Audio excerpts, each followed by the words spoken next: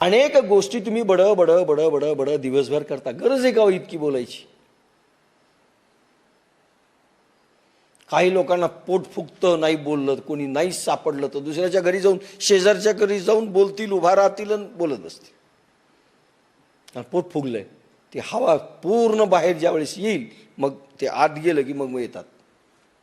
काही गरज नसते. आज काय बोर झाले होते, म्हटलं चलावं तुम्हाला भेटायला. आजकाल तर फोन झालेत, फोनवर अर्धा अर्धा तास चालतं. प्रत्यक्ष भेटल्यानंतर 10 मिनिटं बोलत नाहीत, पण फोन अर्धा तास. काय बोलतात? काय चाललंय? काही नाही, बसले होते तांदूळ निवडीत. काही गरज?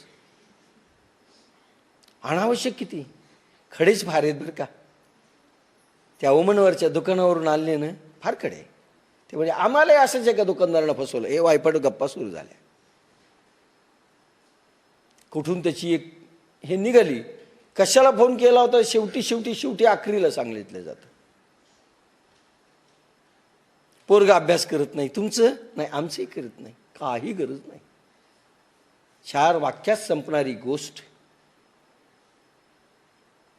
आघळ पघळ बिलही वाढतं. वायफट गप्पांमध्ये आपण घातला वेळ, आणि आम्हाला वेळ नाही म्हणणं. पुन्हा नाही काही झालं तर झोप.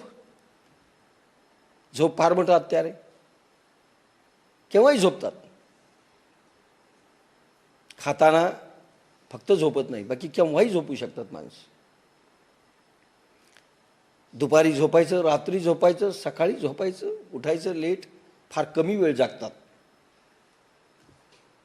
चालताना जर झोपता आलं असतं ना, माणसं अशीच चालली असती अधर.